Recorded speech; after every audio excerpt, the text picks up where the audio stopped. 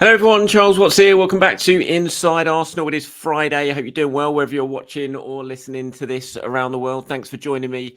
As always, I hope I hope the disappointment of Wednesday night is beginning to lift. But if you're feeling anything like I am, then it's not. It hasn't started to lift at all. I'm still feeling just as disappointed now as I was at full time on Wednesday night. But it is football. You do have to carry on. There is another game coming up around the corner.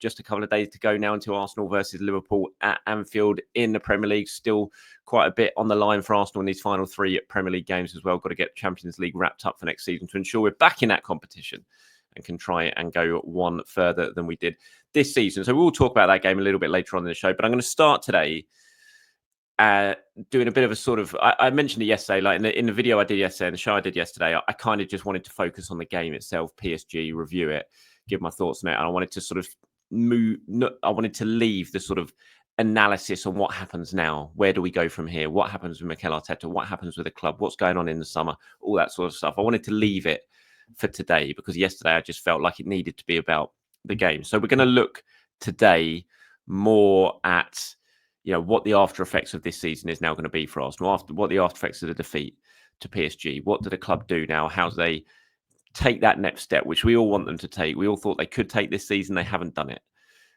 How do they go the next step? And I know lots of people, and I understand it, I fully understand it, are thinking, believe now they're in that sort of position of, well, Arteta's had 5 years now without winning a trophy.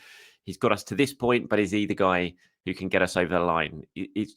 The last few years, we've been the nearly men, second, semi-final, all that sort of stuff. And I understand that because, 5 years is a long time and Arteta spent a lot of money. I think he's needed to spend a lot of money, though, to be fair, to get Arsenal to this point where they are now, to get the squad where it is now, considering where it was when he started. But it's an understandable argument. I still think Arteta's got at least one more year in him to bring the success that he wants and that we want and the club need. I do think if we get to this stage next season, where again it's been a season without anything to sort of show for Arsenal's efforts, I think there's definitely needs to be sort of serious sort of decisions taken over where Arsenal go and what the manager needs to be, or who the manager needs to be. I don't think this season I'm quite at that point yet, but I can completely understand why others are. So we're going to look at that. We're going to look at the summer, because this is a massive summer. And I know we say it every single summer, and it kind of feels annoying to even say it, that it's a huge summer for Arsenal, the biggest summer in Arsenal's history, all that sort of stuff. I don't think it's the biggest summer in Arsenal's history. Every summer's massive. But I do think this one is vitally important, especially for Arteta, because there is lots of questions being asked about him now, lots of fingers being pointed in his direction. He needs to get it right next season. He needs the team to get it right. He needs a squad that he believes in, that he can actually rotate more than he does and repeat the same sort of errors and mistakes that he's made squad rotation wise this season and everything. So getting this summer right, getting the players in that Arsenal really, really want and really, really need is absolutely essential to take the next step, because this squad is right there. It is right there. On another day this season, they could have brought success. As I said yesterday, they were so close against PSG over the two legs. The big moments didn't go their way. It was a tie that was on a knife edge, really, when you look at how it all played out, and the big chances Arsenal had, the saves that Donnarumma made. It could have easily gone the other way, but it didn't. And we always find ourselves saying that at the moment, don't we? It could have gone the other way. If you'd have played that game again and Arsenal would have won, all that sort of stuff. But time and time again at the moment, in the big moments, it's not going Arsenal's way. And there are reasons for that. The injuries have to be taken into account when you look at this season, look at the Premier League record. No team has suffered injuries like Arsenal have, and yet they've still sort of kept themselves at the top end of the table rather than plummeting down like other teams who've had injuries have. So there is a lot of context behind why things haven't quite panned out in the league and domestically this season. I don't think you can look at the Champions League and think this season has been a backward step at all. Last season was the quarterfinals, and Arsenal were kind of outclassed by Bayern Munich, certainly in the second leg in that quarterfinal. They look very much like newbies in that competition. This season, they haven't looked like newbies at all. They beat Real Madrid home and away in the quarterfinals. Yes, Real Madrid have not been great this season, but it still takes some effort to do that. And Arsenal got themselves to the semi-finals, and they were right there. They could have easily made it to the finals. So I can't look at the Champions League in Arsenal's only second season back in this competition, in players who have barely played in this competition before and a manager who's never managed in it, and say that it's not been there hasn't been progress in that competition. It absolutely has. The fact we're devastated we haven't reached the final in this only our second season back in the competition, I think shows how far the club has come and where they are right now. But I think domestically, it's impossible to look at the domestic campaign and not think it's been a huge backward step. So, what do you do to move things on again? Now, Arsenal have appointed Andrea Berta because they believe he can do just that. That's why he was the man chosen over everyone else to come in and be the sporting director, because they are confident that he is going to be the sort of the missing piece in the jigsaw who can help Arsenal get over the line. That has been basically what his job description is. It's you come here, you provide us with what we've been missing really in the market in terms of how we can be really sort of we can attack it with real purpose and maybe open some doors that we couldn't open before. That's why he's been brought in. So he's got it. I mean, it's a massive job. It's huge pressure on him walking into his first transfer window at a club like Arsenal and basically being tasked with being the guy who can get the deals done that maybe Arsenal haven't been able to do before, to give the squad the best possible chance of bringing the real success that Arsenal want and believe they should be getting now. So it's a massive summer for him. It's one that's already well underway. Of course it is. And I know lots of people sort of right now like, why are we seeing all these stories about Arsenal's big summer and all that, and everyone's saying all PR and all that? The reason we're doing it now is because Arsenal's season just collapsed. So it's the moment to look forward, isn't it? It's like it's just the sort of classic thing to do when the season is finished. And let's face it, the season now has basically finished after that Champions League exit. Is when you start to look forward to what comes next. How do you ensure that it doesn't happen again? That's why you're seeing the long reads in the newspapers about what Arsenal are going to do. It's why I'm talking about it now, because it's just the logical next thing to talk about, to assume, to try and work out how things aren't going to happen and aren't going to happen again. And Berta is going to be absolutely crucial to what happens in the summer, obviously. And it's not rocket science what Arsenal need to do to improve. As I said, they were right there. The squad is right there to get themselves over the line. The fact that there's been so many injuries this season and Arsenal are still kind of where they are and have got to 2 semi-finals and all that, it shows that the squad is there. And even with all the players that have being out, they've still managed to just about hang in there and to, maintain some sort of standard. Shows that there is a very good nucleus of a squad here. We already know that. You don't do what Arsenal have done in the last 2 seasons in the league and not have a good nucleus of a squad.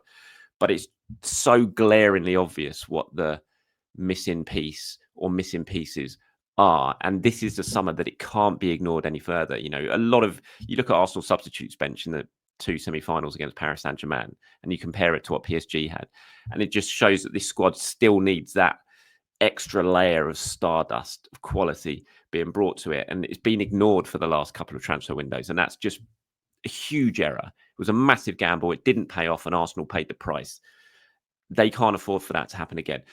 And a striker is obviously a must. That is going to happen. That is going to be the absolute priority this summer. It's something that Andrea Berta is working on right now. Of course, we know the kind of main candidates to come in and be the guy next season. If you're watching on YouTube, you can see I've got pictures of Isak, Gyökeres and Sesko up there. Now, we know Isak is the dream guy. He's the one that Arsenal want. He's the one that Arteta wants.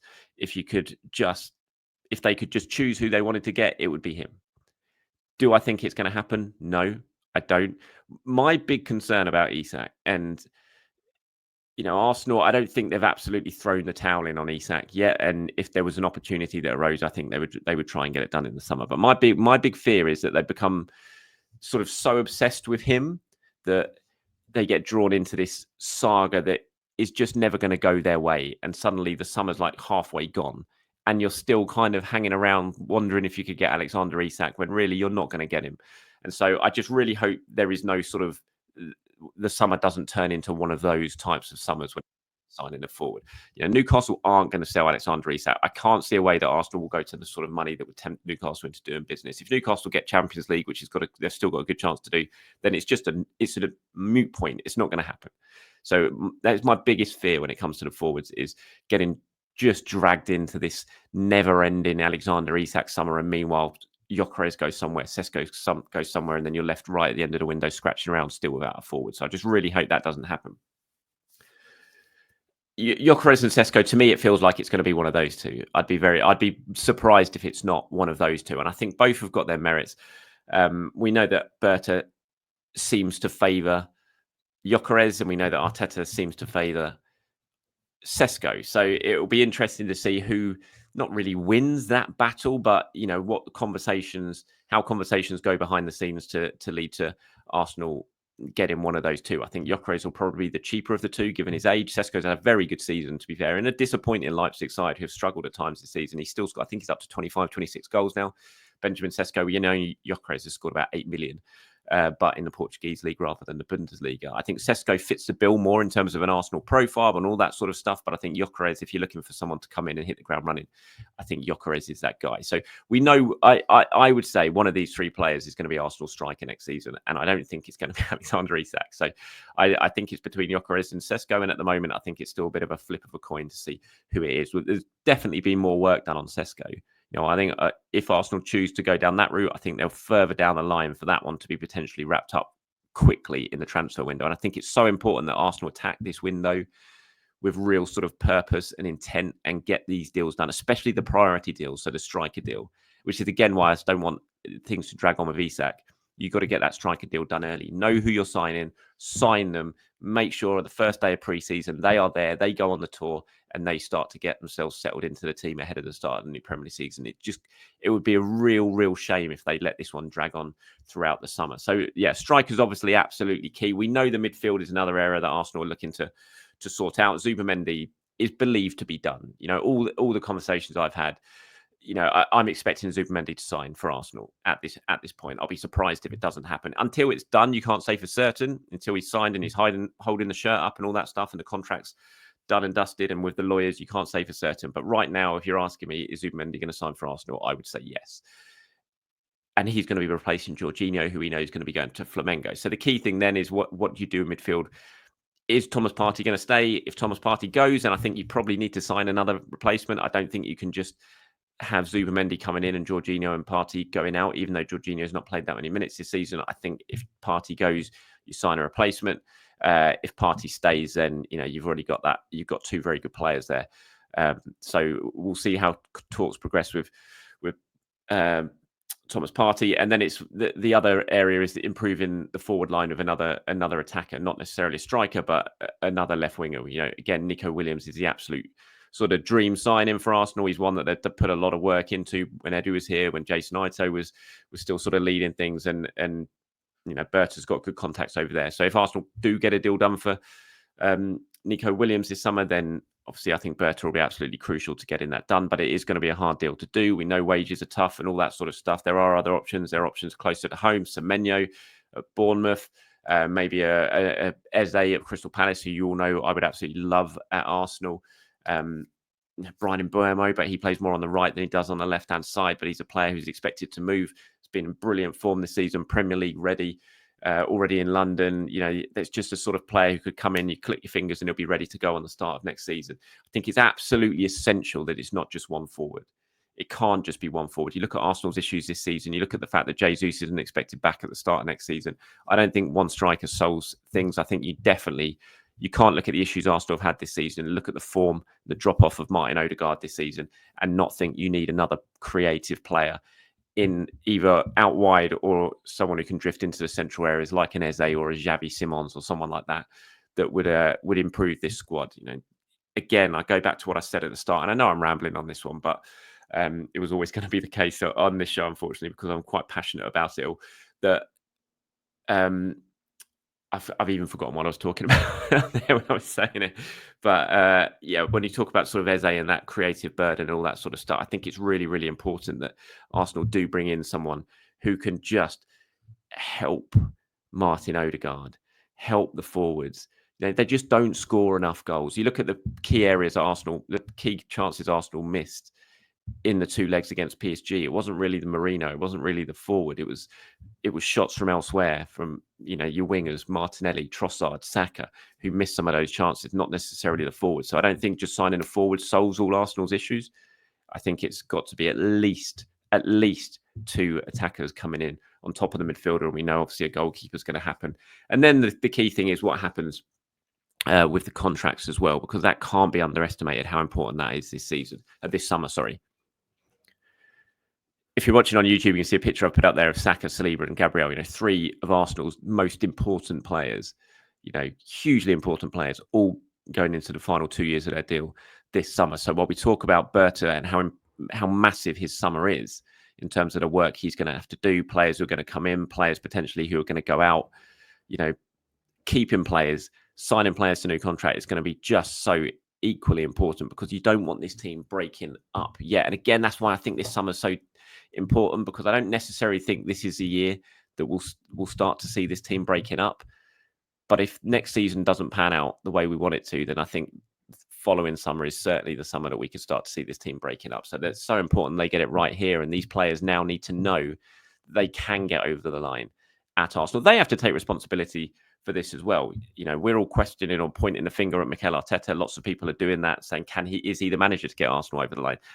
He once they go out on the over the white line and onto the pitch, they're the guys who need to do the job as well. So, but we know, Saka, Saliba, Gabriel, just so important. I don't want to be scrambling around looking for a new centre-back for a while yet. I want these two centre-backs to absolutely be Arsenal's starting centre-back partnership for the next few years. But we've already seen what's going on with Real Madrid and everything like that. So it's just vitally important that the club can get these guys done, and it doesn't pan out into a really big, long saga that almost starts to become a distraction. We know Saliba has admirers around Madrid. We know Gabriel has admirers at Saudi Arabia. So that needs to be sorted out early doors. And if something is going to happen with one of those two this summer, which I hope it doesn't, but if it is, then make it happen early. Don't let it drag on so it becomes a real disruption for me. Bukayo Saka, I think of everyone, will be the one I would expect to sign a new deal. And, the club are already sort of talking about that possibility with him and his people at the moment. And, I feel much more confident that Saka will not drag out and become a saga. Certainly much more confident than I do with William Saliba. But when you add all these things together, you can just really begin to feel and sense just how big a summer this is for Arsenal and for Andrea Berta in his first summer in the job. It's a real big task for him. I mean, there's just going to be so much churn, and there isn't unlimited funds either. So it's not the case you can just go out and play Championship Manager. I mean, when you go out and you sign Gyökeres, you're talking £70 million. You sign Zubimendi, you're talking £50 million. You're already over 120, basically, with two signings, and that's before you factor in another left winger who, whether it be Nico Williams, Semenyo, an Mbeumo, or someone like that, Xavi Simons, Eze, you're talking 60, 70 million. I know Nico Williams has got a 50 million release clause, so he's slightly less, but the wages will be monumental when it comes to Nico Williams. But the others, you're probably talking 60, 70 million. Again, you're up to your £200 million mark almost like that. And that's before you've done a goalkeeper and all that. So, it's a big summer. You look at this squad as it is now and go through those players who are not going to be here next summer. Obviously Tomiyasu's injured. He's not going to be around at the start of the season. Kieran Tierney's going to be going. We'll wait and see what happens with Alexander Zinchenko. He could well go this summer. You look in midfield, Jorginho's gone. So you've basically at the moment left with Partey, Odegaard, Marino and Rice as midfielders. You don't know what's happening with Thomas Partey. The forward lines, obviously, Raheem Sterling's going back to Chelsea. So he's gone. Leandro Trossard, another one who's having interest from Saudi Arabia. There's just so much work to do. That's why it is just a massive, massive summer for Arsenal. One that they have to get right, because this is, and I always see people coming up in the comments going, "Oh, what phase is Arteta in now?" There is no phases anymore. We've reached the end of that. It's an easy little joke to say, or someone to put on social media to try and wind someone up. But there are no phases anymore. That was all part of getting Arsenal to this point where they are now just need to win. I suppose you can say the next phase is winning, but that's not really a phase. The last phase was getting Arsenal to this point where they can win trophies, and they can win trophies. They're good enough to win trophies. You don't come as close as Arsenal can have if you're not good enough. So there are no phases anymore. We're in the stage now of, just go out and do what this squad is good enough to do. And I'm absolutely convinced this squad can win things. Absolutely convinced of it. But as I said, it's the hardest thing. And I listened to Declan Rice afterwards, and even Arteta. I know Arteta spoke some rubbish afterwards in his press conference. I thought it was one of those ones when I bet he cringed when he looks back on it and think, "Oh, I should have given, if only I could have had half an hour to calm down before going and speaking to the press." Because I did think he came out some utter rubbish in his interviews. But Declan Rice especially, I thought was really, really good on it when he was talking. And you've got to use this pain and this hurt to try and get yourselves over the line. Arsenal between 99 and 2001, they finished second 3 times in a row. They lost in the UEFA Cup final. They lost in the FA Cup final to Liverpool, Mikel Owen. They got to semi-finals and lost those. It was just heartbreak after heartbreak over those 3 years. And then they finally got themselves over the line and went and won the title. And, that summer they brought in Sol Campbell and put him into the defence, and it just made the whole difference. That's why signings can be so, so important. And Arsenal have to get it right in this summer window. Right, I'm going to move on to some questions or comments now. This is going to be a longer video than usual, but I think it was just a really important one to do. It's kind of making me feel better almost, and sort of getting all this sort of stuff off my chest. But I know I have rambled on this one, so we'll get back to more sort of to the point sort of stuff tomorrow. Padawan says, our transfer window record spend is 200 odd million. Do you think that record gets broken this summer? And what does it say about the ownership's ambition if we don't at least come close? And let's be very clear, that is where the blame lies. People putting this on Arteta are so wrong, in my opinion. Are we forgetting what he was saying in January already? Do I think the record gets broken this summer? I think there's a very good chance it does. There is definitely an acceptance at Arsenal that this needs to be a really, really big summer. Obviously, there are financial regulations that you've got to watch. Not so much the Premier League. The UEFA regulations are more of a thing that Arsenal have to keep an eye on at the moment, but the club are aware that they need to do stuff, and I'm sure they absolutely will. And I think it will get close to 200 odd million. I think it kind of has to, doesn't it? If you're signing a striker, you're signing Zubimendi, and then you're potentially adding a top quality attacking option, wide option, then that already takes it to 200 million pretty much in today's prices. So yeah, I do, Padawan. I think we will get close to that point. Obviously, we got the game on Sunday now. Mikel's going to be speaking a little bit later on today in his pre-match press conference against Liverpool. He said that it hurt watching little bits of the celebrations that Liverpool have had in the last couple of weeks, where he's going to be right front and centre of those celebrations this weekend. So that's going to be painful for him. And I'm pretty sure the Anfield crowd are going to remind him an awful lot of times, and remind Arsenal an awful lot of times, that they have finished second again. So it is going to hurt for Arsenal on Sunday, no doubt about it. But, it's still kind of an important game. They're in a really tough situation, I think, with this one. Really, really tough, given Liverpool had a week's rest. And Arsenal have been to Paris and had this emotionally, physically draining game that they've had. Charlie got in touch and says, so the 15th and 16th best teams in the Premier League will be competing in the final of what is allegedly UEFA's second most prestigious cup competition, club competition. As much as I dislike them both, it's not Spurs or United's fault. They can only beat who's in front of them. But this is a bad look for UEFA. Surely there'll be a change so that Champions League teams that lose playoff rounds drop into Europa, and losing Europa teams drop into the conference. I don't think there should be. I think this is right. I know it looks weird this season because of the way United and Tottenham have just been so bad in the Premier League. But let's face it, it's a bit of a one-off. United and Spurs aren't going to be 15th and 16th next season in the Premier League. It's just been a bit of a one-off this season. They'll go back to being, in and around the top 6. I'm sure they will. But I think it's right. I don't think Champions League teams who get knocked out should go into the Europa League. I think teams who qualify for the Europa League at the start of it should be one of those teams, should be the ones that goes on and win it. So, yeah, I don't agree, Charlie. I have to say, I don't think it looks necessarily bad for UEFA either. I think the one thing the Europa League is going to struggle with, and we've seen it this season, is the fact that Champions League teams don't drop into it. I just think the Premier League strength and depth is so strong now that we might start seeing this sort of all-English type final a lot, because whoever finishes 6th or 7th in the Premier League, I think, are going to be really, really strong. And without Champions League teams dropping into that competition, sort of halfway through it, I just think that we're going to see the English teams might start to dominate the Europa League a little bit more than the UEFA would like.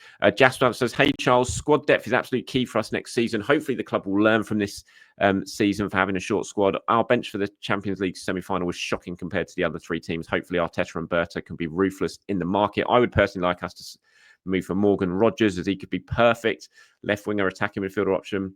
El Canus is another one. Yeah, I would love Morgan Rogers at Arsenal. I cannot think that will happen. I just think, unless Aston Villa miss out on the Champions League and they are desperately in need of some money, which they were last season, of course, but they managed to get that money from Saudi Arabia. We'll wait and see if that happens again. But yeah, if there is ever an option for Morgan Rogers to become available at Arsenal, he is absolutely a sort of player that I would love. I think he gives what it brings something that Arsenal don't have, that runner, his ability to run with the ball at his feet. I think he'd be a great option, similar to Morgan Gibbs-White, to be honest, who is another player I'd like. And El Kanous, slightly different, but player has been linked with Arsenal, of course. Aaron says, hello, Charles. I asked a few weeks ago if you thought Arteta trusted Ranieri enough, and you thought he did. Did your stance on that matter change after he only played 5 minutes in all 4 matches against Madrid and PSG? I know he's only 18, but it's still weird how minutes went down lately. I don't think my thought on that has changed. No, I think he does trust him. You don't play him as much as he has done this season if you don't. I did find it strange that he didn't. I didn't really find it strange against Real Madrid because of game state. Arsenal winning 3-0 in the first leg. The second leg went the way it was. I wasn't surprised that he didn't really necessarily turn to Nwaneri for much in those games, but I was definitely surprised in the second leg at PSG that we didn't see him even for sort of 10-15 minutes towards the end. So yeah, I was surprised on that, but I wasn't so much on the Real Madrid. But I still think I think also Ethan's really been struggling for form of late. I think it's pretty obvious when he's been on the pitch. He's struggling, and I think that might be playing a part in this as well, that Arteta has seen that he's been struggling for form and making much of an impact when he's on the pitch, and that might come into it. I don't know. But I'm sure Ethan will get loads of minutes next season, a lot more minutes next season, I'm sure, than he's got this season. Jelly Belly says, the more I think about Sunday, the more I would protect all of the Arsenal first 11, send out the under-21s versus Liverpool, let the under-21s do the guard of honour, rest the first team for Newcastle and save them the embarrassment of having to give a guard of honour. This Arsenal team just took a beating going out to PSG. They don't need this season rubbed in their faces, in my opinion. Arteta should protect them, say the squad is fatigued and can't play. Yeah, it's an interesting one. I don't think that's going to happen. Look, he's not going to do that. You just got to suck it up and take it. It's just tradition. I don't see why it's an embarrassment given a guard of honour. It happens every single season. So the champions, Arsenal have done it to teams in the past. Teams have done it to Arsenal in the past. You'd rather not do it, but it's just what we do in this country. So I don't get why it's such a massive thing. I just don't.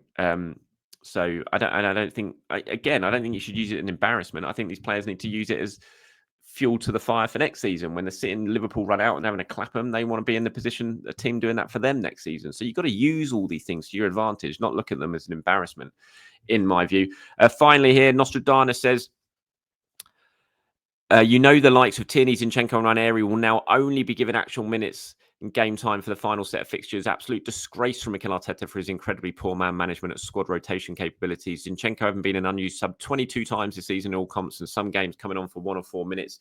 You think some rotation would give the regulars more time, recovery time to go and do it again. Players are burnt out physically and mentally. I'm in agreement. I think Arteta's squad rotation use is not great. I think it's something he has to learn from. He said it again after the game against PSG. It's so important to have players available at this stage of the season in these games, and we didn't have that.